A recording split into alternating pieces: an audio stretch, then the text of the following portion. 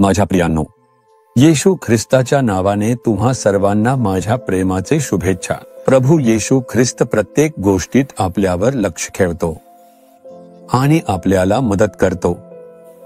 कधी कधी आपल्या आयुष्यात आपण काट्यांच्या मध्ये अडकतो, इकडेही हलता येत नाही आणि तिकडेही हलता येत नाही।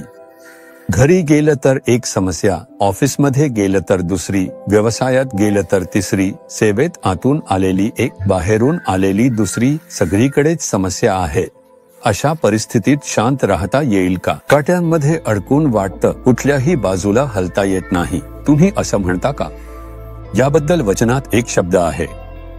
यहेजकेल 28 अध्याय 24 वचनात असे लिहिले आहे, कोणीही त्यांना बोचणारी काटेरी झुडुपे किंवा वेदनादायक काटे असे उरणार नाही। आता ते राहणार नाही। काटा काटा काटा, निंधण ते कुठल्याही बाजूने टोचते। काट्यांच्या मध्ये असाल तर हलता येत नाही, टोचते नाही का? तर काट्यांच्या मध्ये निंधण असतात, ते एक प्रकारचे काटे आहे। हे काटे काय दर्शवतात माहिती आहे का? ते शाप दर्शवतात। प्रभूंनी सुरुवातीला जग आणि माणसासाठी सर्व काही निर्माण केलं तेव्हा काटे निर्माण केले नव्हते। चांगली फळझाडं, फुलं, झरे, मोठ्या नद्या, सुंदर डोंगराळ प्रदेश अशाच प्रकारे प्रभूंनी निर्माण केले। औषधी वनस्पती होत्या बायबलमध्ये तसं लिहिले, प्रभूंनी काटे निर्माण केले नव्हते।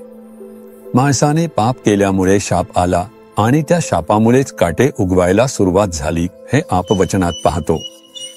ते काटे म्हणजे शापाचं प्रतीक आहे आणि मी जणू त्या काट्यांच्या मध्ये आहे असं वाटतं। सगळ्या बाजूंनी टोचते असं वाटते का तुम्हाला? कदाचित तुमच्या आयुष्याभोवतीही अशा प्रकारचा शाप असू शकतो। या शापातून आपल्याला मुक्ती देण्यासाठी येशूने क्रूसावर शाप घेतला आणि आपले रक्त सांडले।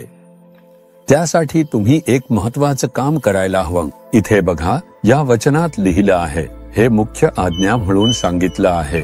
कल्पना करा, जुना कराराच्या काळात देवाने 10 आज्ञा मोशेच्या माध्यमातून इस्रायल लोकांना लिहून दिल्या। त्या इस्रायल लोकांसाठी खास दिलेल्या 10 आज्ञा होत्या।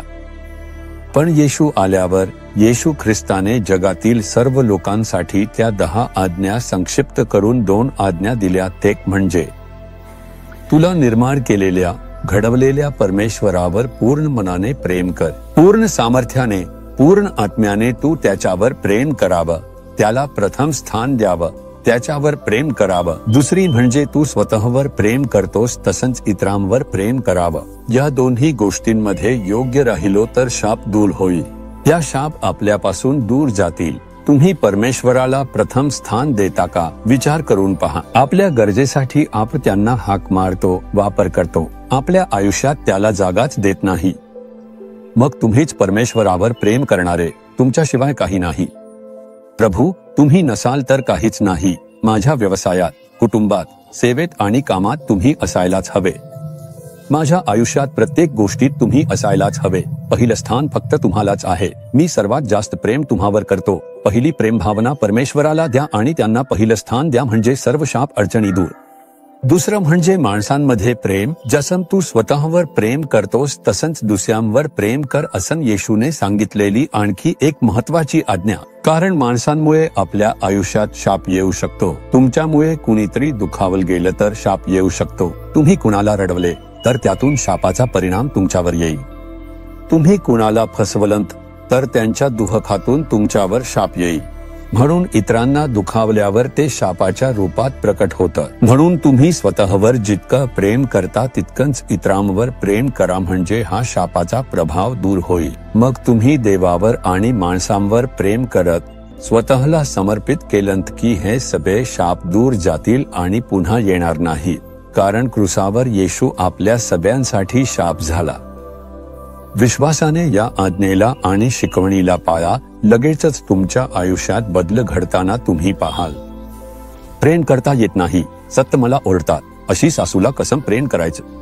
माझ्यावर अन्याय करणाया, टोचणाया त्या सूनबाईला कसं प्रेम करायचं? हा वरचा अधिकारी मला त्रास देतो, मुद्दाम मला लक्ष्य करून हल्ला करणाया त्या व्यक्तीला कसं प्रेम करायचं? तुम्ही असं विचारता का? पण येशूने सांगितलं आहे की शत्रूंवर प्रेम करा. हे प्रेम तोच आपल्याला द्यायला हवं. हे प्रेम मिळवण्यासाठी मी अनेक दिवस उपवास करून रडत रडत प्रार्थना केली आहे. हे प्रेम मला मिळू दे. माझ्यासारखं इतरांवर प्रेम करावं, शत्रूंवर प्रेम करावं हे मागा. हे आशीर्वाद मिळालं की शाप तुम्हाला स्पर्श करू शकत नाही, काटे तुम्हाला त्रास देऊ शकत नाही, ताबडतोब बदल येईल. असंच हृदयावर हात ठेवा. प्रभू, हे शाप, हे काटे माझ्या आयुष्यातून दूर जावो. ज्यासाठी पूर्ण मनापासून मी तुझ्यावर प्रेम करतो. मी इतरांवर माझ्यासारखं प्रेम करायला तयार आहे. ती प्रेम भावना मला दे. क्रूसावर सांडलेल्या रक्तामुळे शाप बदलणाया प्रभू, माझ्या आयुष्यातील हे सगळे शाप आणि काटे दूर जावोत. येशूच्या नावाने. आमेन, आमेन.